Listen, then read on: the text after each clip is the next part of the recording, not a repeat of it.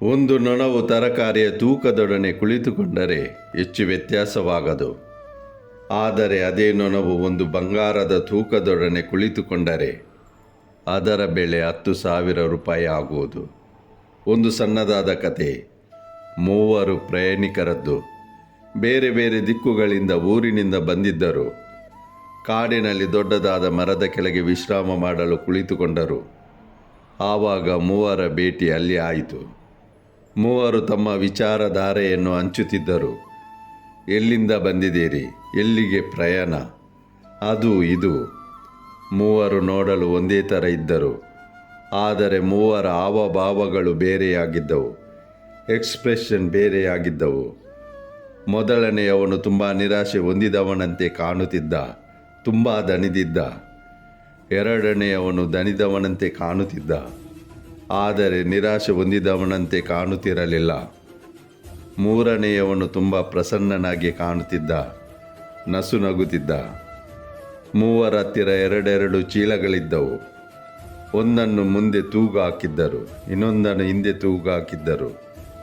ಮೂವರ ಚೀಲಗಳು ಒಂದೇ ರೀತಿ ಕಾಣುತ್ತಿತ್ತು. ಮೂವರ ಮಾತುಕತೆಗಳು ನಡೆಯುತ್ತಿತ್ತು. ಆವಾಗ ಅವರಿಗೆ ಕಾಣಿಸಿತು, ಎದುರಿನಲ್ಲಿ ಒಂದು ಮರ ಇತ್ತು. ಅದರ ಕೆಳಗೆ ಒಬ್ಬ ಮಹಾತ್ಮಾಜಿ ಕುಳಿತಿದ್ದರು. ಈ ಮೂವರನ್ನು ಕಂಡು ನಗುತ್ತಿದ್ದರು. ಮೊದಲು ಇವರು ಇಗ್ನೋರ್ ಮಾಡಿದರು, ಆದರೆ ಮಹಾತ್ಮಾಜಿ ಇವರನ್ನೇ ನೋಡಿ ನಗುತ್ತಿದ್ದರು. ಮೂವರು ತಮ್ಮ ಜಾಗದಿಂದ ಎದ್ದು ಮಹಾತ್ಮಾಜಿಯಲ್ಲಿಗೆ ಹೋದರು. ಪ್ರಣಾಮ ಮಾಡಿದರು. ಹೇಳಿದರು, ಮಹಾರಾಜ್, ನಮ್ಮನ್ನು ನೋಡಿ ನೀವು ಯಾಕೆ ನಗುತ್ತಿದ್ದೀರಿ? ಅಂತ ಯಾವ ವಿಷಯ ನಮ್ಮಲ್ಲಿ ಆಯಿತು? ನಾವೇನು ಜೋಕ್ ಮಾಡುತ್ತಿದ್ದೇವೆ, ಹಾಸ್ಯ ಮಾಡುತ್ತಿದ್ದೇವೆ.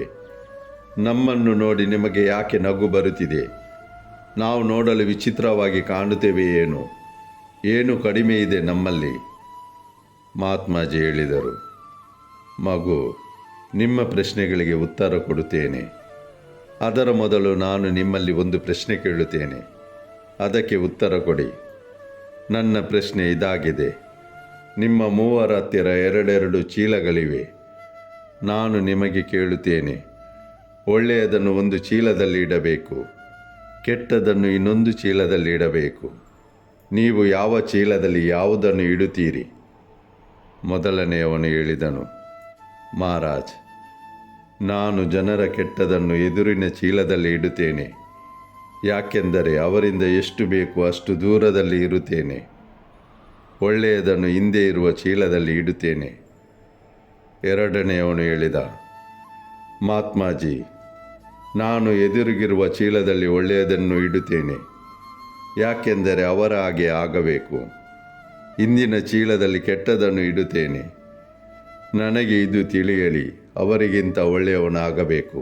ಮತ್ತು ಮೂರನೆಯವನು ಹೇಳಿದ, ಮಹಾತ್ಮಾಜಿ, ನಾನು ಎದುರಿಗಿರುವ ಚೀಲದಲ್ಲಿ ಅವರ ಒಳ್ಳೆಯದನ್ನು ಇಡುತ್ತೇನೆ. ನೋಡುತ್ತಾ ಇರುತ್ತೇನೆ, ಈ ಜಗತ್ತು ಎಷ್ಟೊಂದು ಸುಂದರವಾಗಿದೆ. ಮತ್ತೆ ಹಿಂದೆ ಇರುವ ಚೀಲದಲ್ಲಿ ಅವರ ಕೆಟ್ಟದನ್ನು ಇಡುತ್ತೇನೆ ಮತ್ತು ಆ ಚೀಲದಲ್ಲಿ ಬ್ಯಾಗ್ನಲ್ಲಿ ಸಣ್ಣದಾದ ತೂತು ಮಾಡುತ್ತೇನೆ. ನಾನು ನಡೆದು ಮುಂದಕ್ಕೆ ಹೋಗುತ್ತಾ ಇದ್ದ ಹಾಗೆಯೇ ಕೆಟ್ಟದ್ದು ಕೆಳಗೆ ಬೀಳುತ್ತಾ ಇರಲಿ. ಒಂದು ಸಮಯ ಬರಲಿ, ಕೆಟ್ಟದ್ದು ಇದ್ದ ಚೀಲ ಖಾಲಿಯಾಗಲಿ. ಮಹಾತ್ಮಾಜಿ ಹೇಳಿದರು, ನಾನು ನಿನ್ನನ್ನು ನೋಡಿ ಇದಕ್ಕಾಗಿ ನಗುತ್ತಿದ್ದೆ. ನಾನು ನಿನ್ನ ಮುಖವನ್ನು ಸರಿಯಾಗಿ ಓದಿದೆ, ಸರಿಯಾಗಿ ತಿಳಿದೆ. ನಿನ್ನ ಮುಖವನ್ನು ನೋಡಿ ಫೇಸ್ ರೀಡಿಂಗ್ ಮಾಡಿದೆ.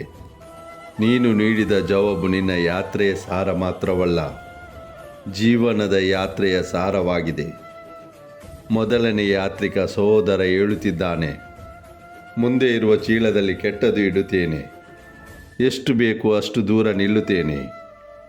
ಇವನು ದಣಿದವನಂತೆ ಕಾಣುತ್ತಿದ್ದಾನೆ, ನಿರಾಶೆ ಹೊಂದಿದವನಂತೆ ಕಾಣುತ್ತಾನೆ. ಈ ಯಾತ್ರೆಯಲ್ಲಿ ದಣಿದು ನಿರಾಶೆ ಹೊಂದಿದ್ದಾನೆ. ಜೀವನದ ಯಾತ್ರೆಯಲ್ಲಿ ಕೂಡ ದಣಿದಿದ್ದಾನೆ.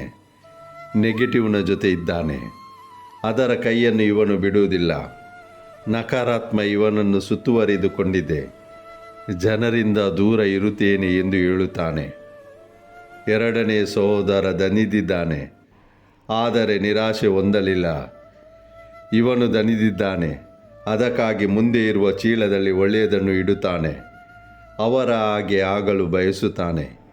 ಹಿಂದೆ ಕೆಟ್ಟದನ್ನು ಇಡುತ್ತಾನೆ. ಜನರಿಂದ ಒಳ್ಳೆಯವನಾಗಲು ಬಯಸುತ್ತಿದ್ದಾನೆ. ತುಂಬ ಒಳ್ಳೆಯವನಾಗಲು ಬಯಸುತ್ತಾ ತುಂಬ ಒಳ್ಳೆಯದನ್ನು ಮಾಡಲು ಪ್ರಯತ್ನಿಸುತ್ತಾ ದಣಿದು ಬಿಟ್ಟಿದ್ದಾನೆ. ಮತ್ತು ಮೂರನೆಯ ಯಾತ್ರಿಕ ಮುಗುಳು ನಗುತ್ತಿದ್ದಾನೆ, ಆನಂದದಲ್ಲಿ ಕಾಣಿಸುತ್ತಾನೆ. ಅದು ಇದಕ್ಕಾಗಿ ಅವನು ಒಳ್ಳೆಯದರ ಕಡೆ ಧ್ಯಾನ ಕೊಡುತ್ತಿದ್ದಾನೆ. ಅವನು ಹೇಳುತ್ತಿದ್ದಾನೆ, ನಾನು ಒಳ್ಳೆಯದನ್ನೇ ನೋಡುತ್ತಿದ್ದೇನೆ, ಪ್ರಪಂಚದಲ್ಲಿರುವ ಪಾಸಿಟಿವಿಟಿ ನೋಡುತ್ತೇನೆ. ಕೆಟ್ಟದ್ದು ಹೋಗಲು ಚೀಲದಲ್ಲಿ ತೂತು ಮಾಡುತ್ತೇನೆ. ಕೆಟ್ಟದ್ದು ಮೆಲ್ಲನೆ ಹೊರಟು ಹೋಗುವುದು. ನಮ್ಮಲ್ಲಿ ತುಂಬ ಮಂದಿ ಬೇರೆಯವರ ಅವಗುಣವನ್ನು ಹುಡುಕುತ್ತಾ ಇದ್ದಾರೆ. ಒಂದು ದಿನ ಅವರಿಗೆ ತಿಳಿಯುವುದು, ಅವಗುಣ ತಮ್ಮಲ್ಲಿದೆ, ಬೇರೆಯವರಲ್ಲಿ ಇಲ್ಲ. ಆದುದರಿಂದ ಬೇರೆಯವರಲ್ಲಿ ಪ್ರತಿಯೊಬ್ಬರಲ್ಲಿ ಕಡಿಮೆತನ ಕಾಣಿಸಿದರೆ ಕಡಿಮೆತನ ನಮ್ಮಲ್ಲಿದೆ, ಬೇರೆಯವರಲ್ಲಿ ಇಲ್ಲ ಎಂದು ತಿಳಿದು ಬಿಡೋಣ. ಕೆಟ್ಟದ್ದು ಹುಡುಕುವುದನ್ನು ನಿಲ್ಲಿಸೋಣ. ಪಾಸಿಟಿವಿಟಿ ಹುಡುಕುವುದನ್ನು ಶುರು ಮಾಡೋಣ. ಇಲ್ಲದಿದ್ದರೆ ಮೊದಲನೆಯ ಯಾತ್ರಿಕನಂತೆ ಆಗುತ್ತೇವೆ, ದಣಿದು ಬಿಡುತ್ತೇವೆ, ನಿರಾಶೆ ಹೊಂದುತ್ತೇವೆ.